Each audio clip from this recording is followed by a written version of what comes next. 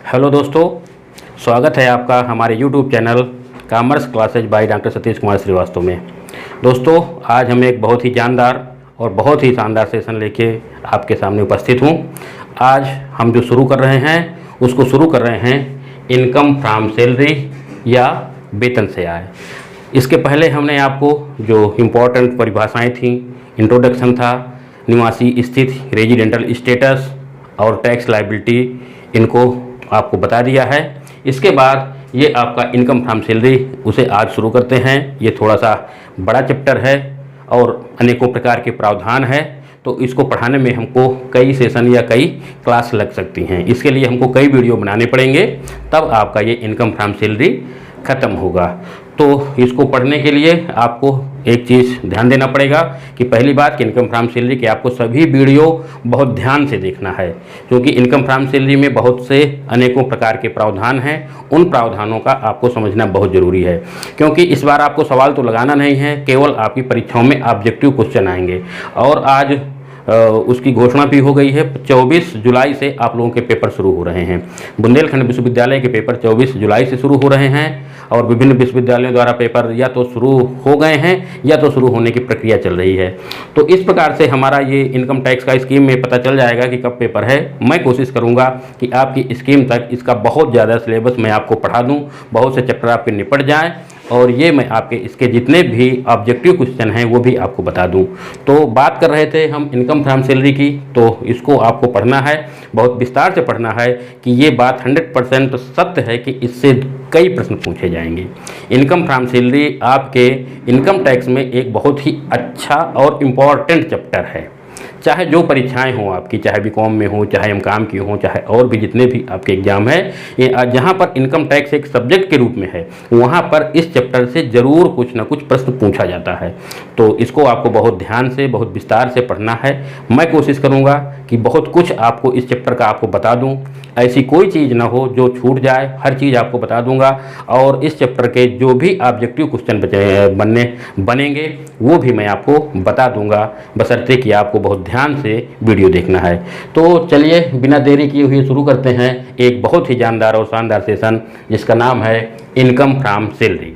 तो income from salary शुरू करें उससे पहले मैं आपसे पुनः एक बार निवेदन करूँगा कि अगर जो बच्चे अभी पहली बार हमारे इस चैनल में आए हैं वो कृपया सबसे पहले अपना ये चैनल को सब्सक्राइब कर लें, जिससे जो भी वीडियो हमारे हैं उनको मिलते रहें और अपने दोस्तों में ज़्यादा से ज़्यादा इसको शेयर करें। तो चलिए शुरू करते हैं।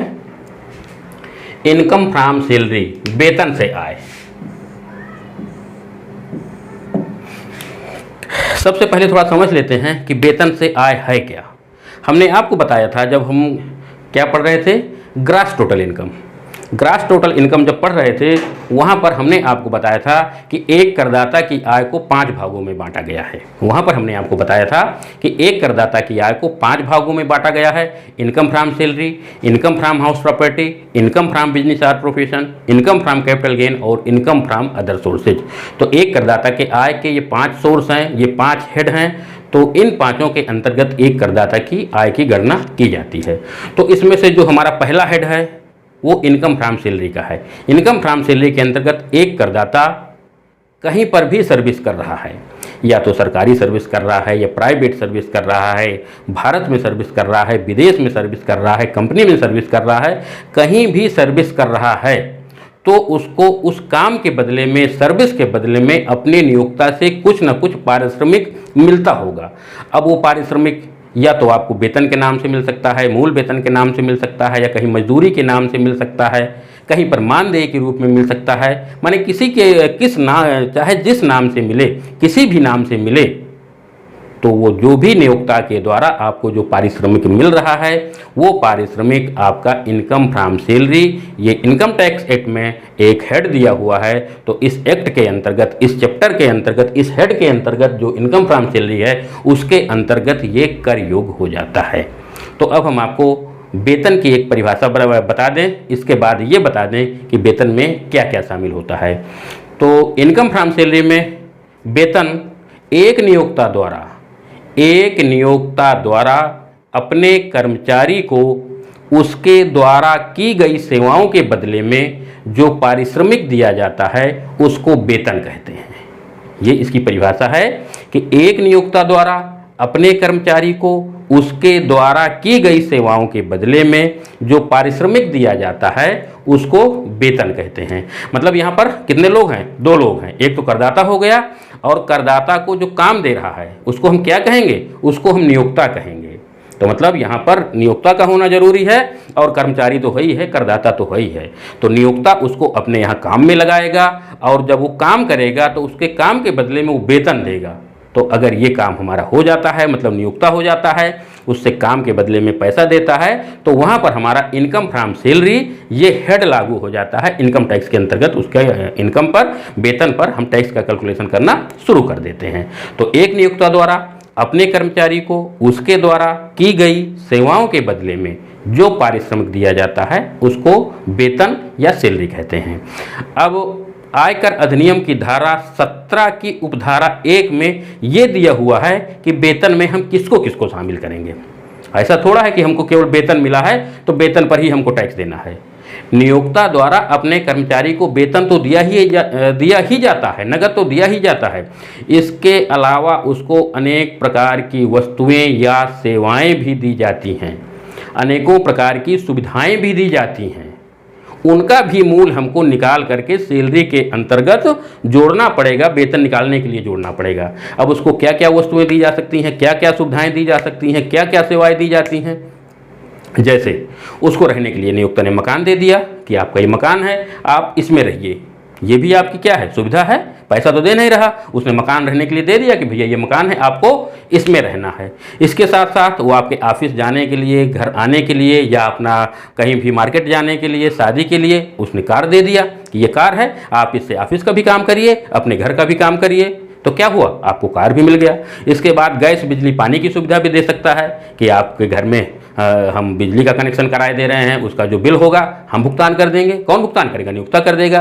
गैस का जो भी गैस का बिल आएगा हम भुगतान कर देंगे। पानी की सप्लाई उसके घर में दिए हुए है नियोक्ता, और उसका भुगतान नियोक्ता कर रहा है। तो मतलब अनेकों प्रकार की सुविधाएं एक नियोक्ता अपने कर्मचारियों को दे सकता है। इसके साथ नियोक्ता कर्मचारी के बच्चों को पढ़ाने की व्यवस्था कर सकता है, अपने खुद के स्कूल खोल सकता है, या किसी दूसरे विद्यालयों में बच्चों को उसको पढ़ा सकता है। तो इन सभी सुविधाओं को भी निकालना पड़ेगा। अब जैसे उसको कार मिली हुई है तो कार का मूल्य निकालना है। अब कार का मूल्य कैसे निकालना है? अपनी तरफ से तो निकालेंगे नहीं, इनकम टैक्स में कुछ प्रावधान दिए होंगे, हमको कार का मूल्य निकालना पड़ेगा। इसी प्रकार हमको मकान मिला हुआ है तो उसका भी हमको मूल्य निकालना पड़ेगा। कैसे निकालना है? उसके लिए भी इनकम टैक्स में कुछ नियम है, कुछ प्रावधान है। उन प्रावधानों के अंतर्गत हम मकान का मूल्य निकाल देंगे। इसके अलावा गैस, बिजली, पानी दिया हुआ है, उसका भी मूल्य हमको इनकम टैक्स के प्रावधानों के अंतर्गत निकालना है। बच्चों की पढ़ाई की व्यवस्था है, उसका भी हमको निकालना है। कर्मचारी कुछ मिले हुए हैं, मान लीजिए नौकर भी मिले हुए हैं, कुक मिला हुआ है, फर्राश मिला हुआ है, रसोइया मिला हुआ है, तो उसका भी मूल्य निकालेंगे इनकम टैक्स के अंतर्गत, और उसका भी उसके वेतन में जोड़ देंगे। मतलब एक नियोक्ता द्वारा अपने कर्मचारी को जो जो सुविधाएं दी जा रही हैं, जो जो सेवाएं दी जा रही हैं, और जो जो नगद में दिया जा रहा है, उनका सबका हम एक मूल्य निकालते हैं कि कितनी रकम कर योग्य होगी। उसके लिए हमको इनकम फ्रॉम सैलरी के अंतर्गत जो विभिन्न प्रावधान हैं उन प्रावधानों को देखना पड़ेगा, और उन प्रावधानों को देखने के बाद उसी के आधार पर हमको कैलकुलेशन करना पड़ेगा। और सभी मदों का, सभी सेवाओं का, सभी सुविधाओं का मूल्यांकन करने के बाद फिर हमारी आ जाएगी ग्रॉस सैलरी, और उस ग्रॉस सैलरी में हमको जो डिडक्शन दी हुई हैं, डिडक्शनों को घटा देना है। घटाने के बाद उसकी टैक्सेबल सैलरी आ जाएगी। और इस चैप्टर में हमको क्या निकालना है? हमको टैक्सेबल सैलरी निकालना है, income from salary, income from taxable salary. तो सैलरी निकालने के लिए हमको पूरा प्रावधान पढ़ने हैं। इनकम फ्रॉम सैलरी के जो भी हेड्स में प्रावधान दिए हुए हैं उनको पढ़ना है, और पढ़ने के बाद फिर हम ये इसके टैक्सेबल सैलरी निकालेंगे। तो जैसा कि हमने आपको बताया, एक नियोक्ता द्वारा अपने कर्मचारी को उसके द्वारा की गई सेवाओं के बदले में जो पारिश्रमिक दिया जाता है उसको वेतन कहते हैं। अब आयकर अधिनियम की धारा 17 की उपधारा 1 में कुछ मदें दी हुई हैं जो वेतन में शामिल हो जाती है। कौन कौन सी मदें हैं? ये आपकी मदें ये हैं। सैलरी इंक्लूड सेक्शन 17 और उप section first, sub section first. इसमें क्या क्या हम वेतन में किनको किनको शामिल करते हैं? नंबर 1 दिया हुआ है बेसिक सैलरी आर वेजेज, या तो मूल वेतन दिया होगा, बेसिक सैलरी दी होगी या मजदूरी दी होगी। अब बेसिक सैलरी भी आपकी मूल वेतन भी कई तरह का होता है, कहीं कहीं ग्रेड पे दिया रहता है। आपको थोड़ा सा यहाँ बता दूं कि ग्रेड पे का मतलब क्या होता है। ग्रेड पे का मतलब होता है कि जैसे कोई कर्मचारी है, उसका दिया है कि 1 अप्रैल 2015 से ग्रेड पे 5,000, 500, 10,000, 600, 15,000 मिल रही है। 1 अप्रैल 2015 से ग्रेड पे 5,000, 500, 10,000, 600 15,000 मिल रही है। इसका मतलब क्या है कि 1 अप्रैल 2015 को जब उसका वेतन, जब उसकी सर्विस की शुरुआत हुई तो उस समय उसका वेतन था 5,000, वेतन था 5,000, और जो 500 दिया हुआ है इसका मतलब है कि प्रति वर्ष 1 अप्रैल को ही 500 रुपये उसका वेतन बढ़ जाएगा। 500 रुपये क्या हो जाएगा, उसका वेतन प्रति वर्ष बढ़ जाएगा, और हर साल 500 रुपये तब तक बढ़ता रहेगा जब तक उसका वेतन 10,000 नहीं हो जाएगा। थोड़ा ग्रेड पे समझ लीजिए क्या होता है, उसका जब तक वेतन 10,000 नहीं हो जाएगा तब तक उसको 500 रुपया मिलता रहेगा, और जब वेतन 10,000 हो जाएगा इसके बाद फिर उसको जो वृद्धि है वो 600 की मिलनी शुरू हो जाएगी। फिर 500 नहीं मिलेगा, बल्कि प्रति वर्ष 1 अप्रैल को 600 रुपये उसका वेतन बढ़ने लगेगा, और 600 रुपये वेतन प्रति वर्ष तब तक बढ़ता रहेगा जब तक उसका वेतन 15,000 नहीं हो जाएगा, और जब वेतन 15,000 हो जाएगा तो उसको ग्रेड पे मिलना बंद हो जाएगी, और प्रति महीने उसको 15,000 रुपये मिलता रहेगा। तो ये आपका कौन सा है, ये ग्रेड पे का होता है। तो मूल वेतन में कभी कभी आपके इस प्रकार के भी सवाल आ सकते हैं। ये जब आगे हम पढ़ेंगे, विस्तार से पढ़ेंगे, तो हम ये सब आपको समझा देंगे कि मान लीजिए कि कोई गत वर्ष 2021-22 है या 2020-21 गत वर्ष है, तो उसके लिए अगर हमको कैलकुलेशन करना है तो ये वेतन कितना हो जाएगा, उसका मूल वेतन कितना हो जाएगा, तो उसका मूल वेतन 5,000 नहीं रहेगा, उसका मूल वेतन आगे बढ़ जाएगा, क्योंकि हर साल आपको 500 रुपये इसमें जोड़ना भी है।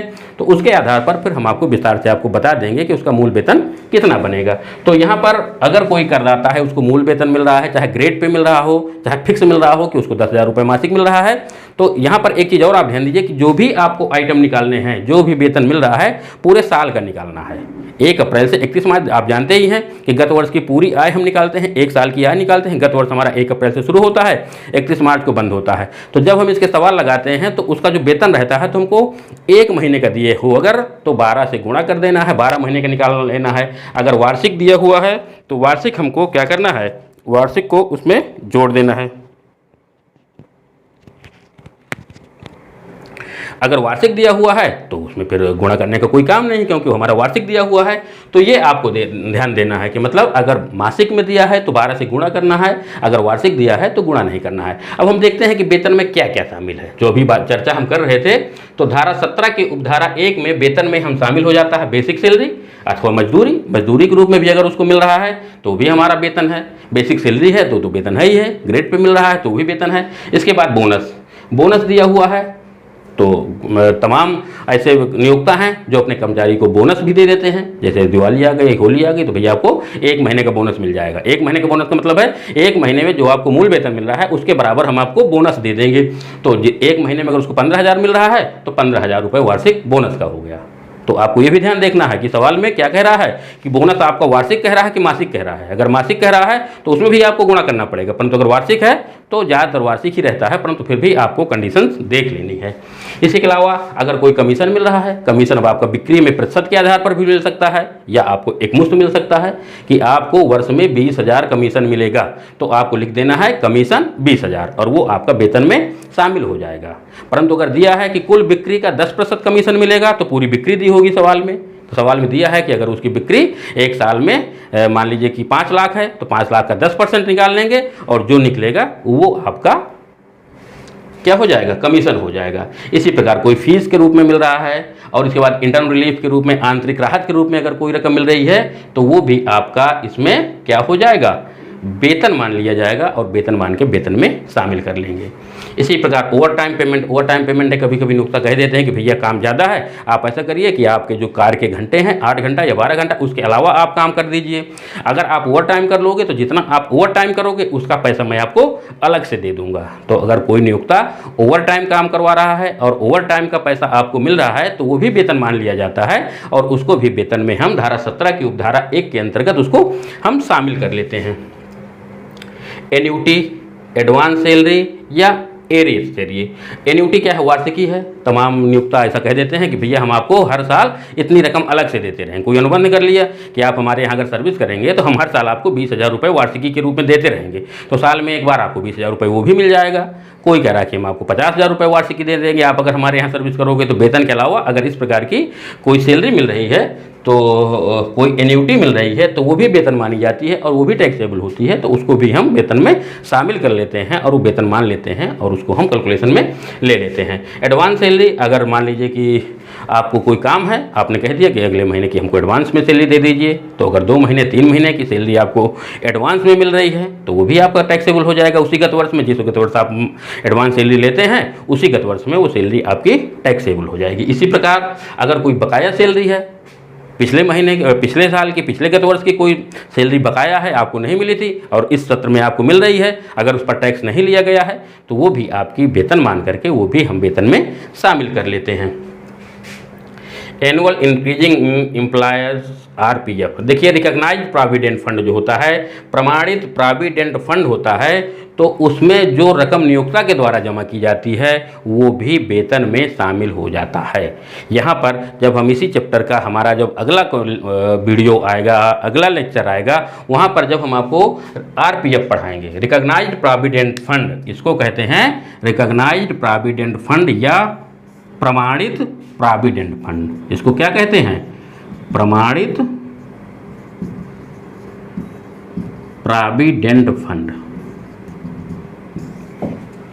तो देखिए, प्रमाणित प्रोविडेंट फंड में क्या होता है कि एक निश्चित रकम, प्रमाणित प्रोविडेंट फंड में एक निश्चित रकम कर्मचारी के वेतन से काट करके कर्मचारी के फंड में जमा कर दी जाती है, जिससे कि रिटायरमेंट के समय वो रकम इकट्ठा कर्मचारी को मिल सके। तो ऐसा नहीं है कि कर्मचारी के वेतन से आपने कोई रकम काट लिया और काट करके कर्मचारी के प्रोविडेंट फंड खाते में जमा कर दिया। यहाँ पर नियोक्ता भी अपनी तरफ से कुछ रकम कर्मचारी के प्रोविडेंट फंड खाते में जमा कर देता है। तो ये हर महीने या हर साल जो रकम जमा होती है, ये पूरी रकम जमा होते होते कर्मचारी जब रिटायर होता है तो इकट्ठा रकम मिल जाती है। कहते हैं कि बहुत फंड का पैसा मिला है, जब कोई रिटायर होता है तो यही रकम क्या हो जाती है, यही रकम इकट्ठा हो जाती है। तो जब ये रकम इकट्ठा हो जाती है तो वही फिर रिटायरमेंट के समय किसी कर्मचारी को मिल जाता है, या कर्मचारी अगर अकस्मात कहीं मृत्यु हो जाती है तो उसके जो परिवार वाले हैं तो उनको वो रकम इकट्ठा मिल जाती है। तो एनुअल इंक्रीजिंग एम्प्लॉय RPF, तो इस पे नियोक्ता भी अपना कंट्रीब्यूशन जमा करता है। मतलब कर्मचारी भी अपनी वेतन से एक निश्चित रकम काट करके फंड में जमा हो जाती है और नियोक्ता अपनी तरफ से भी कुछ रकम जमा करता है। परंतु नियोक्ता द्वारा यदि कर्मचारी के वेतन के 12% से अधिक जमा किया जाता है, अगर कर्मचारी के वेतन के 12% से अधिक कर्मचारी के RPF खाते में जमा किया जाता है, तो वो ज़्यादा रकम जितनी होगी वो वेतन का भाग मान ली जाएगी और टैक्सेबल हो जाएगी।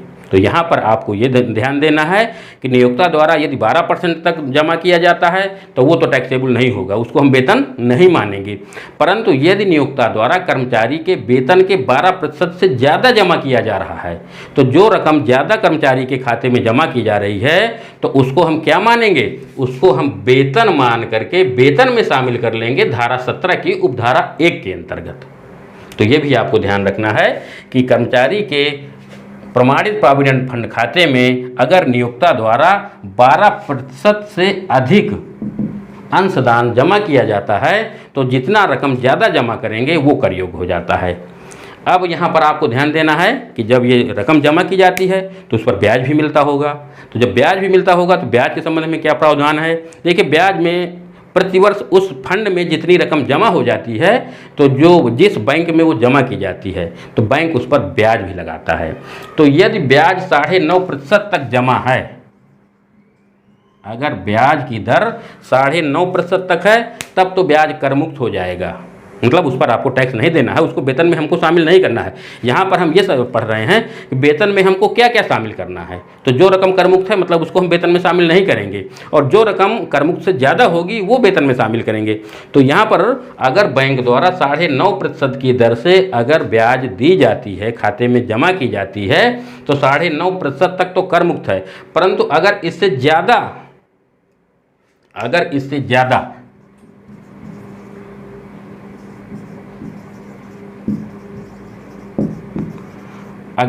9.5% से ज़्यादा रकम उसके ब्याज खाते में, उसके प्रोविडेंट फंड खाते में ब्याज का जमा होता है तो वो कर योग हो जाता है। मतलब वेतन के 12% से अगर नियोक्ता का अंशदान जमा होता है तो वो वेतन में शामिल हो जाएगा, और ब्याज का 9.5% से ज़्यादा अगर उसमें शामिल होता है तो वो कर योग हो जाएगा। तो ये तो आपका था आरपीएफ का।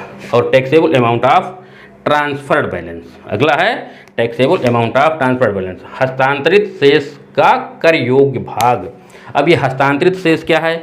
हमने आपको बताया कि जब हम आपको विस्तार से पढ़ाएंगे प्रोविडेंट फंड, वहाँ पर पढ़ाएंगे कि जो फंड होता है, प्रोविडेंट फंड होता है, कई प्रकार का होता है, जैसे स्टैट्यूटरी प्रोविडेंट फंड, प्रमाणित प्रोविडेंट फंड, अप्रमाणित प्रोविडेंट फंड।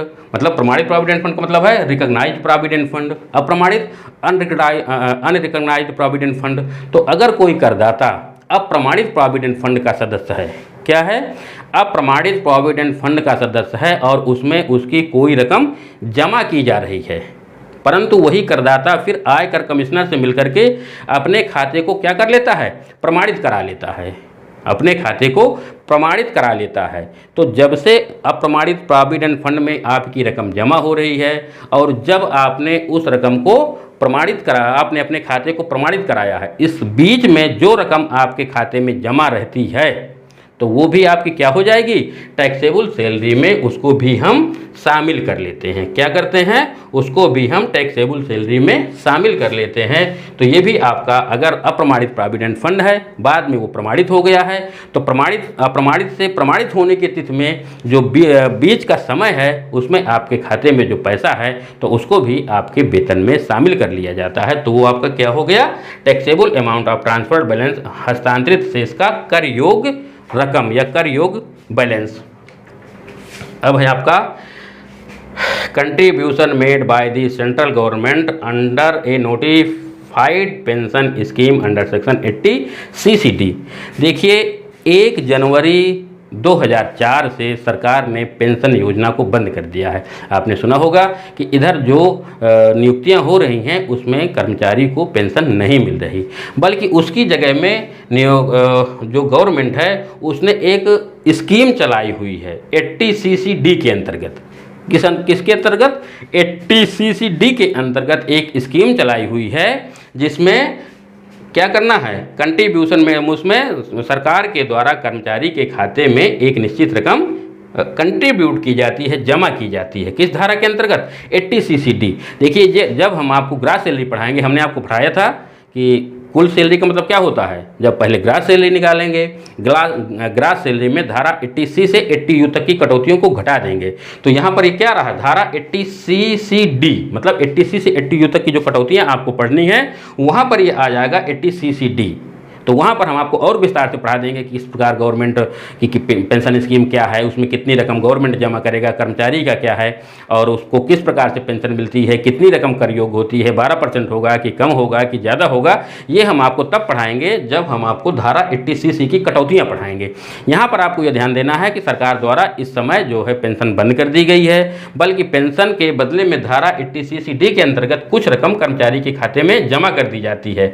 तो जो रकम कर्मचारी के खाते में जमा की जाती है उसका एक निश्चित भाग कर योग होता है, तो उसको हम वेतन मान लेंगे और वेतन में भी उसको हम क्या करेंगे? शामिल कर लेंगे।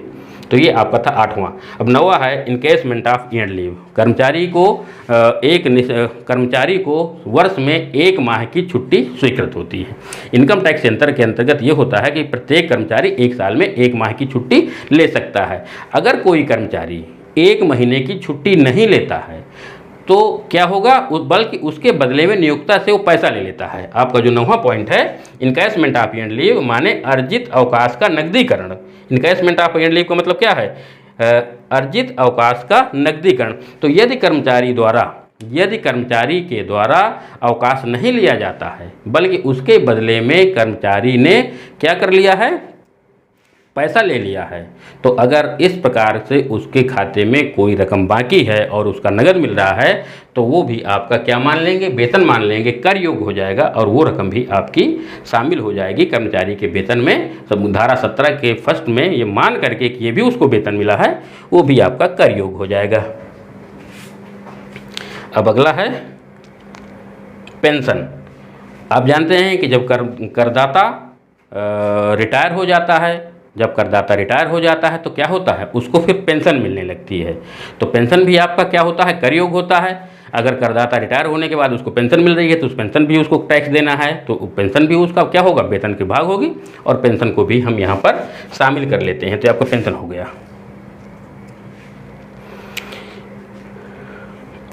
कंपनसेशन ऑन रिट्रीटमेंट, छटनी के कारण क्षतिपूर्ति। क्या होता है कि कभी कभी सेवा से छटनी हो जाती है, जैसे काम कम है, मान लीजिए कि ज़्यादा मद्दी आ गई, माल ज़्यादा नहीं निकल रहा है, तो नियोक्ता ने तमाम कर्मचारियों को लगाया हुआ है, अब काम नहीं हो पा रहा है, बहुत कर्मचारी ज़्यादा समझ में आते हैं, व्यवसाय में ज़्यादा काम नहीं बढ़ रहा है, ज़्यादा सेल नहीं है, तो क्या करता है, नियोक्ता अपने कुछ कर्मचारियों को सेवा से छटनी कर देता है। तो ये आपका है कंपनसेशन ऑन रिट्रीटमेंट, मतलब सेवा से छटनी पर क्षतिपूर्ति।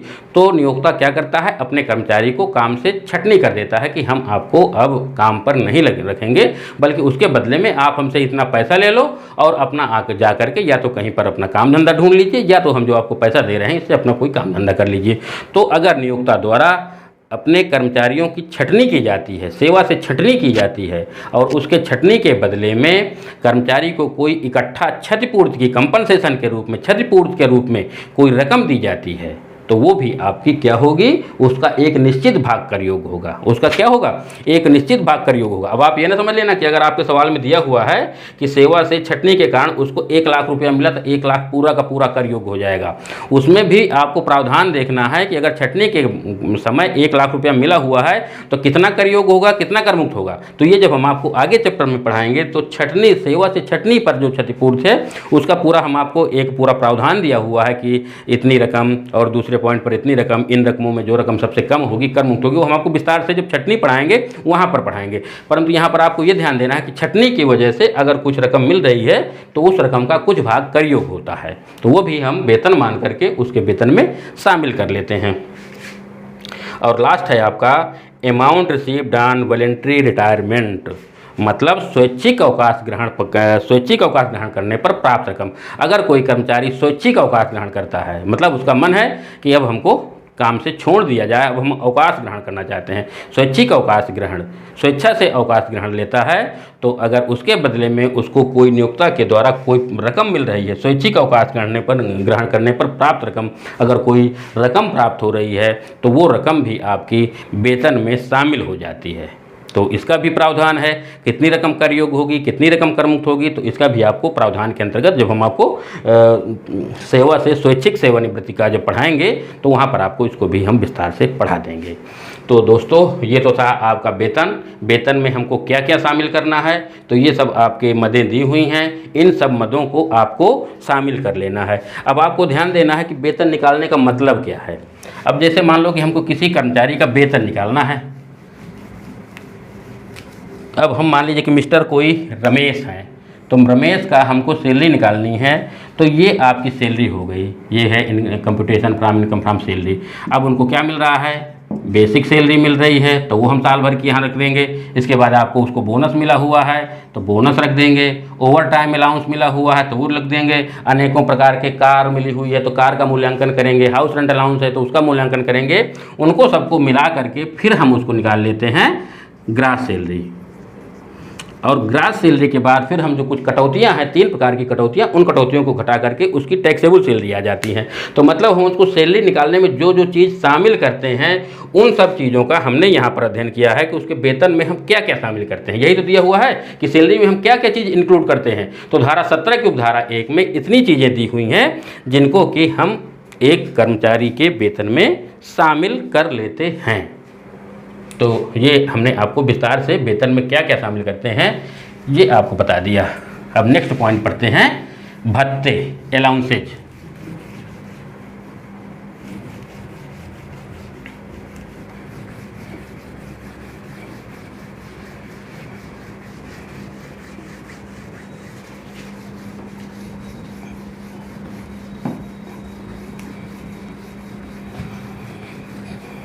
अब हम अगला पॉइंट में आते हैं, भत्ते।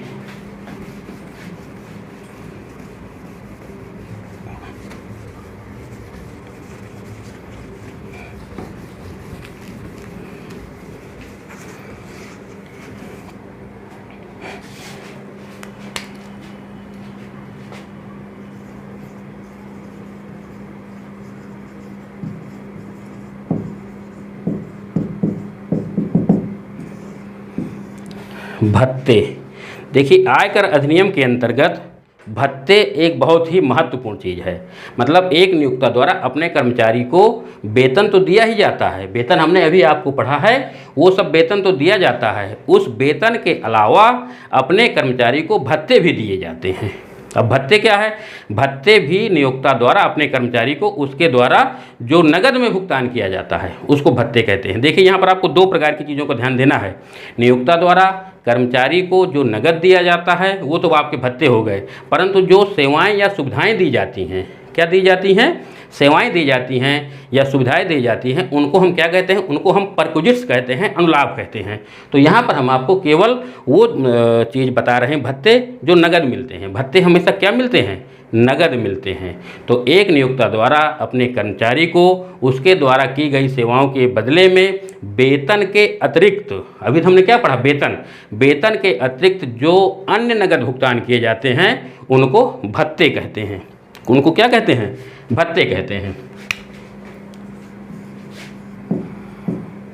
अब देखिए इनकम टैक्स एक्ट के अंतर्गत भत्ते 3 प्रकार के होते हैं। भत्ते कितने प्रकार के होते हैं? 3 प्रकार के होते हैं। नंबर 1,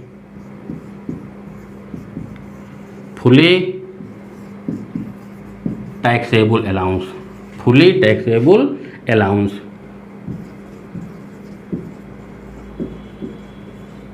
पूर्णतया कर योग्य भत्ते, पूर्णतया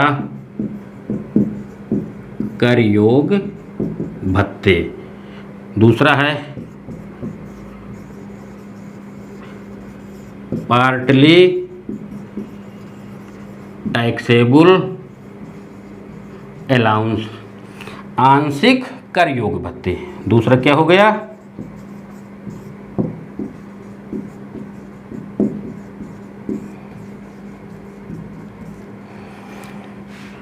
और सी नंबर है आपका फुली एग्जेम्प्टेड अलाउंस।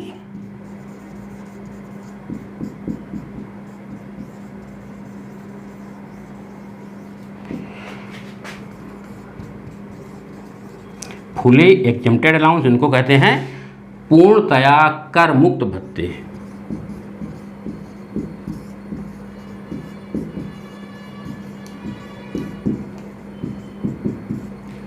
पूर्णतया कर मुक्त भत्ते। अब देखिए थोड़ा समझ लीजिए कि ये क्या हैं। जैसा कि हमने अभी आपको बताया कि जो आपके भत्ते हैं वो नियोक्ता द्वारा अपने कर्मचारी को वेतन के अतिरिक्त जो नगद भुगतान किया जाता है उसको हम भत्ते कहते हैं।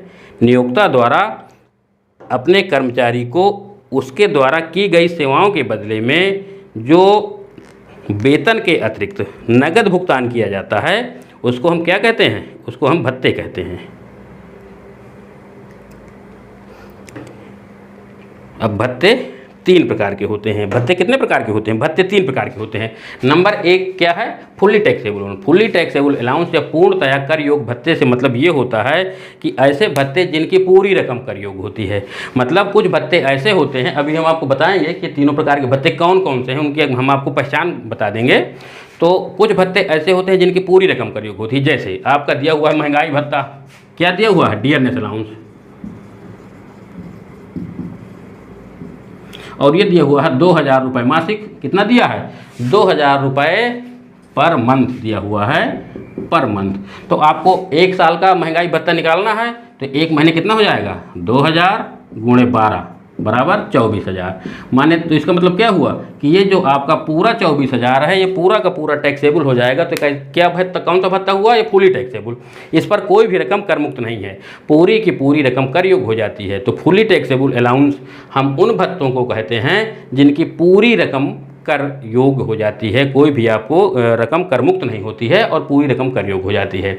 तो ये अब भत्ते कौन कौन से हैं? अब तो ये आपको हो गए फुली टैक्सेबल अलाउंस, जिनकी पूरी रकम कर योग्य होती है। अब दूसरे आपके partly taxable allowance. Partly taxable allowance से मतलब होता है आंशिक कर योग्य भत्ते। पार्टली टैक्सेबल मतलब आंशिक कर योग्य भत्ते। कुछ भत्ते ऐसे होते हैं जिनकी कुछ रकम तो कर योग्य होती है और कुछ रकम कर मुक्त होती है।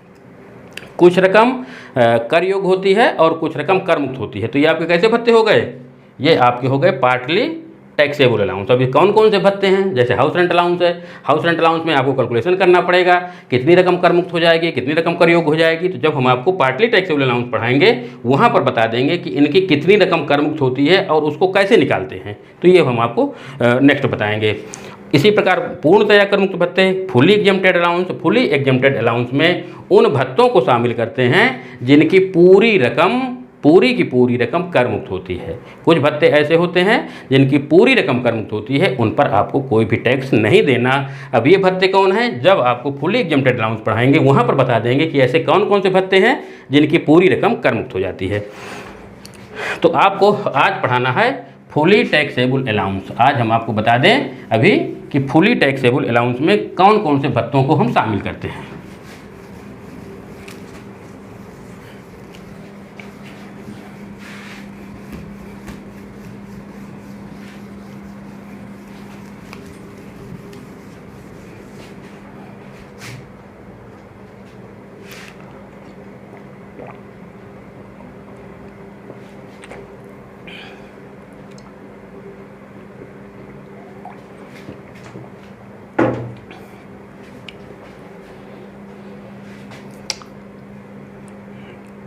आपका जो पहला है नंबर ए,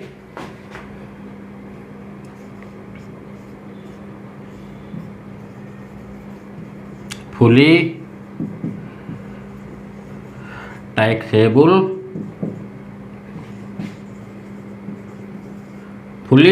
अलाउंस, पूर्णतया कर योग्य भत्ते।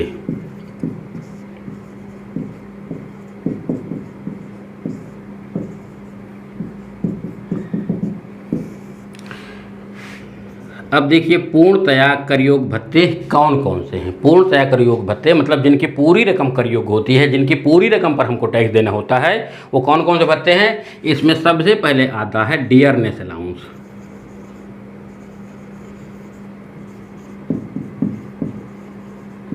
डियरनेस अलाउंस मतलब इसको हम कहते हैं महंगाई भत्ता। अब महंगाई भत्ता कौन सा है? महंगाई भत्ता जानते हैं कि प्रत्येक कर्मचारी को महंगाई भत्ता मिलता है। जो महंगाई बढ़ रही है तो सरकार उसी के आधार पर महंगाई भत्ता भी हर कर्मचारी की बढ़ाता रहता है। तो ये वेतन के अलावा महंगाई भत्ता मिलता है। कभी वेतन का 10% मिलता है, कभी वेतन का 20% मिलता है। तो जब आप सवाल लगाएंगे वहाँ पर दिए रहेगा कि कर्मचारी को 12,000 रुपये मासिक मूल वेतन मिल रहा है और इसका 10% महंगाई भत्ता मिल रहा है। यह तो दिए होगा उसको महंगाई भत्ता 2,000 पर मंथ मिल रहा है या 3,000 पर मंथ मिल रहा है। तो ये आपका कंडीशन सवाल में दिए होगा। परंतु जो महंगाई भत्ता अगर दिया हुआ है तो इसकी पूरी रकम कर योग्य होती है महंगाई भत्ता।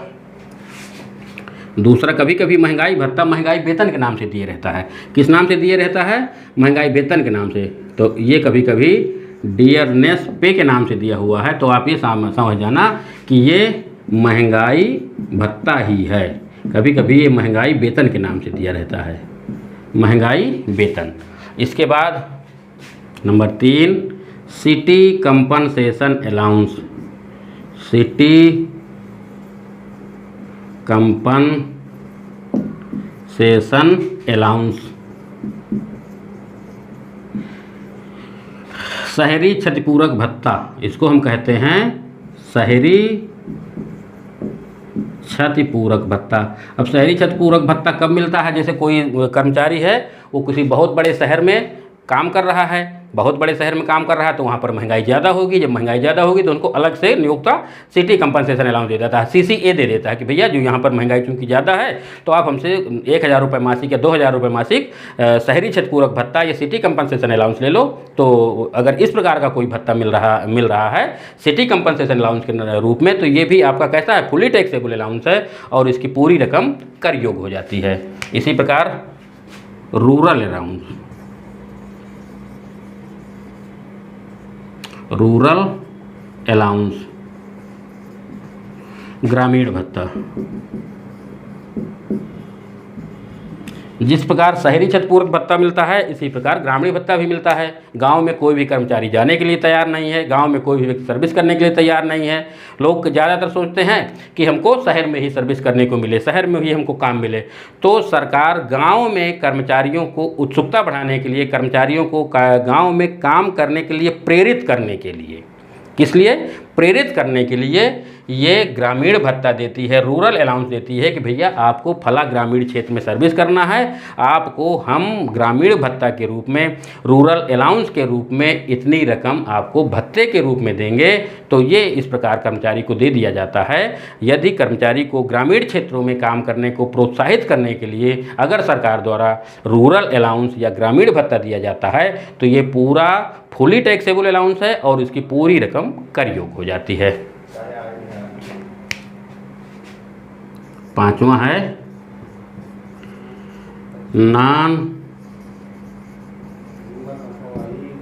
नॉन प्रैक्टिस अलाउंस, प्रैक्टिस न करने का भत्ता।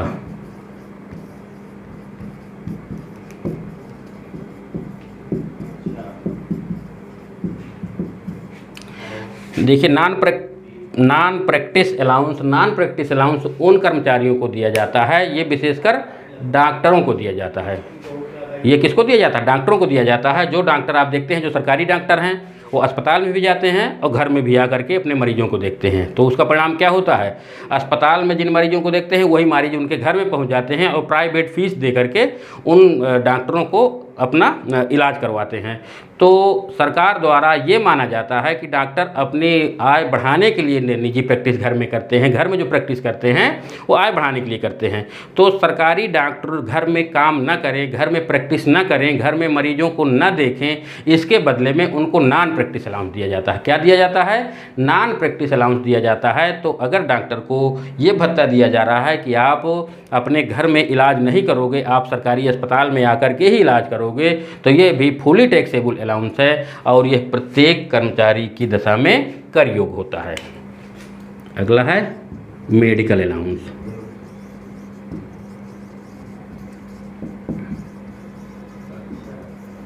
चिकित्सा भत्ता।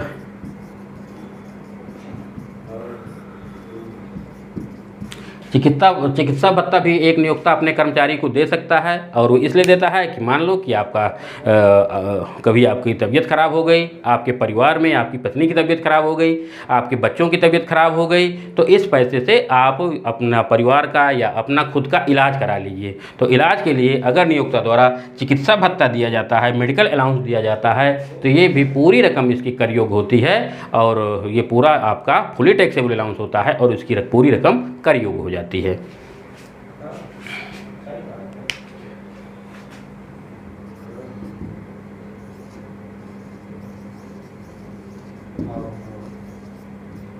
ओवर टाइम अलाउंस, आधि समय भत्ता।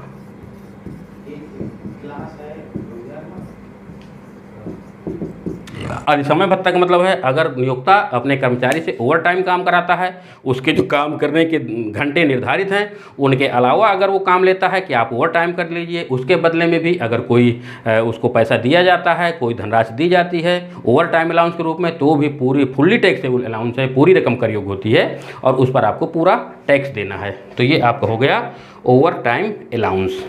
इसके बाद मैरिज अलाउंस।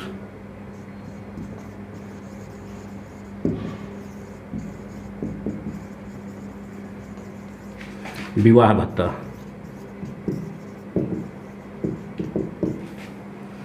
अगर नियोक्ता द्वारा अपने कर्मचारी को उसके पुत्र या पुत्रियों को ब्याह हेतु या खुद कर्मचारी की शादी के लिए कुछ भत्ते के रूप में रकम दी जा रही है कि भैया आपकी वो लड़की की शादी है, आपको हम मैरिज अलाउंस के रूप में इतनी रकम दे रहे हैं। तो इस प्रकार का भत्ता अगर मैरिज अलाउंस के रूप में कोई रकम दी जा रही है तो ये पूरी की पूरी रकम कर योग्य हो जाती है। तो ये आपका फुली टैक्सेबल अलाउंस है और इस पर पूरी रकम कर योग्य हो जाती है।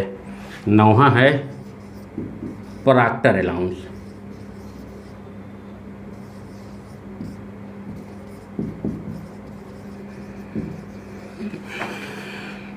प्रॉक्टर भत्ता आप देखते हैं कि जो बड़े बड़े कॉलेज हैं, बड़े बड़े विश्वविद्यालय हैं, वहाँ पर कुछ टीचरों को उसमें अनुशासन समिति में रख लिया जाता है, प्रोक्टोरियल बोर्ड में रख लिया जाता है कि ये कॉलेज में बच्चों के और जो अनुशासन व्यवस्था है उसको बनाए रखने के लिए एक बोर्ड का गठन प्रिंसिपल द्वारा कर दिया जाता है। तो उसको कहते हैं प्रॉक्टर बोर्ड। तो उसमें जो टीचर होते हैं तो उनका जो अनुशासन का काम करना है उसके बदले में यदि नियोक्ता द्वारा कोई अलग से भत्ता दिया जाता है तो पूरा का पूरा कर योग्य हो जाता है। प्रॉक्टर को उनको काम के लिए जो अनुशासन बनाए रखने के लिए अगर प्रॉक्टर भत्ता अलग से मिलता है तो वो भी पूरी रकम कर योग्य हो जाती है। इसी प्रकार वार्डन अलाउंस।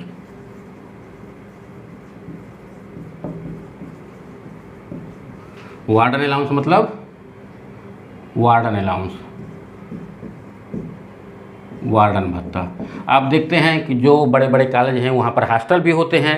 हॉस्टल में देखभाल करने के लिए कुछ टीचरों को नियुक्त कर दी जाती है, उनको छात्रावास अधीक्षक कहते हैं या वार्डन कहते हैं। तो अगर किसी टीचर को इस प्रकार से वार्डन के रूप में नियुक्त किया जाता है तो उनको भी इसके बदले में पैसा मिलता होगा, भत्ता मिलता होगा। तो जो भी भत्ता मिलता है वो पूरा का पूरा कर योग्य हो जाता है। तो ये आपका वार्डन अलाउंस हो गया। अब डिप्यूटेशन अलाउंस।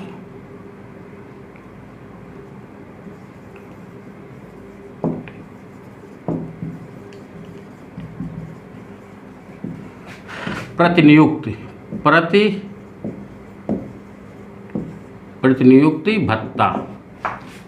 डिप्यूटेशन अलाउंस, प्रतिनियुक्त भत्ता मतलब अगर कोई कर्मचारी कहीं पर कार्य कर रहा है, उसके अलावा नियोक्ता ने उसको किसी दूसरे विभाग का काम दे दिया और उसके बदले में उसको प्रतिनियुक्ति भत्ता दिया जा रहा है कि आपको ये काम तो करना ही है, इसके अलावा आपको किसी दूसरे विभाग का भी काम देखना, माने अतिरिक्त कोई काम देखना है, इसके बदले में हम आपको प्रतिनियुक्ति भत्ता देंगे। तो अगर इस प्रकार का कोई भत्ता दिया जा रहा है तो ये आपका भी पूरी तरह से कर योग्य होता है और इसकी पूरी रकम कर योग्य हो जाती है। नाइट अलाउंस, रात्रि भत्ता। कुछ कर्मचारी ऐसे होते हैं जो रात में काम करते हैं, तो अगर रात में काम कर रहे हैं तो नियोक्ता द्वारा उनको रात्रि भत्ता भी दिया जा सकता है कि आप रात में काम करते हो, उसके बदले में हम आपको नाइट अलाउंस दे रहे हैं। तो अगर इस प्रकार का कोई भत्ता दिया जा रहा है तो ये भी पूरा का पूरा कर योग्य हो जाता है और इस पर भी आपको पूरी रकम कर योग्य हो जाती है और उसके फुली टैक्सेबल अलाउंस के अंतर्गत आता है। Tiffin allowance. टिफिन अलाउंस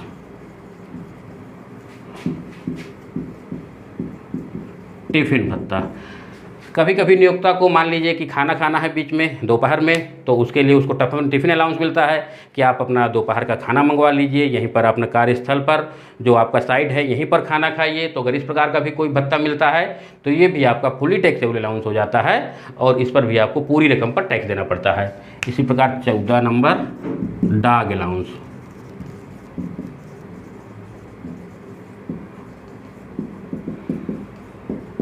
कुत्ता भत्ता। अगर कुछ कर्मचारी ऐसे हैं जो कुत्ते का शौक़ रखते हैं, कुत्ता पालते हैं, तो नियोक्ता द्वारा कह दिया जाता है कि भैया आप कुत्ता भत्ता हम आपको देंगे। अगर आप कुत्ता रखे हुए हैं, कुत्ता पाले हुए हैं, तो उसकी जगह में हम आपको डॉग अलाउंस देंगे। तो अगर नियोक्ता द्वारा अपने कर्मचारी को कुत्ता भत्ता दिया जाता है तो ये भी फुली टैक्सेबल अलाउंस है और इसका पूरा का पूरा जो है तो ये कर योग्य हो जाता है। Servant allowance.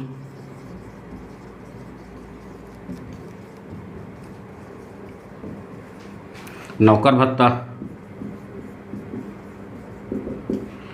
अगर नियोक्ता द्वारा अपने कर्मचारी को नौकर भत्ता दिया जा रहा है, सर्वेंट अलाउंस दिया जा रहा है कि आप अपने काम के लिए कोई नौकर रख लीजिए, इस नौकर के द्वारा अपना काम कराइए, चाहे ऑफिस का हो चाहे घर का हो, तो अगर इस प्रकार का सर्वेंट अलाउंस भी उसको दिया जा रहा है तो ये भी फुली टैक्सेबल अलाउंस में आता है और इसकी भी पूरी जो भी राशि होगी पूरी की पूरी कर योग हो जाती है और उस पर पूरा टैक्स देना पड़ता है, पूरी रकम पर आपको टैक्स देना पड़ेगा।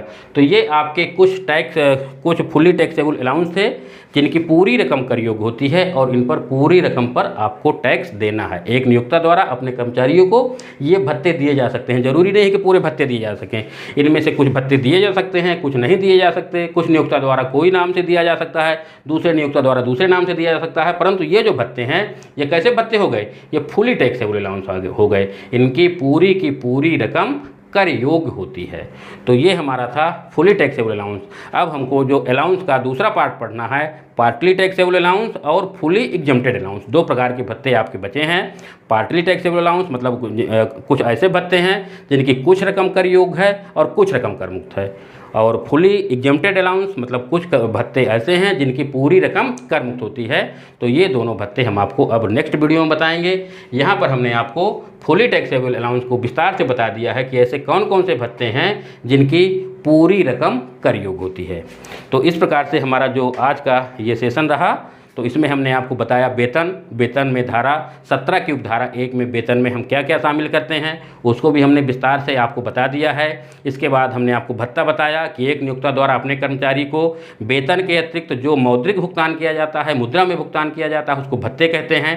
भत्ते 3 प्रकार के होते हैं, एक तो फुली टैक्सेबल अलाउंस, एक पार्टली टैक्सेबल अलाउंस और एक एग्जम्प्टेड अलाउंस। इन 3 प्रकार के भत्तों में आज हमने आपको विस्तार से फुली टैक्सेबल अलाउंस को पढ़ा दिया है कि फुली टैक्सेबल अलाउंस वो भत्ते होते हैं जिनकी पूरी रकम कर योग्य होती है। नियोक्ता द्वारा यदि कर्मचारी को फुली टैक्सेबल अलाउंस के रूप में ये जो हमने आपको 14-15 प्रकार के भत्ते बताए हैं, इनमें से अगर कोई भत्ता दिया जाता है, 1 दिया जाता है, 2 दिए जाते हैं, सब दिए जाते हैं, तो इनकी पूरी रकम कर योग्य हो जाती है। नेक्स्ट वीडियो में अब हम आपको बताएंगे कि पार्टली टैक्सेबल अलाउंस और फुली एग्जम्प्टेड अलाउंस कौन कौन से हैं, ये हम आपको विस्तार से अगले वीडियो में बताएंगे।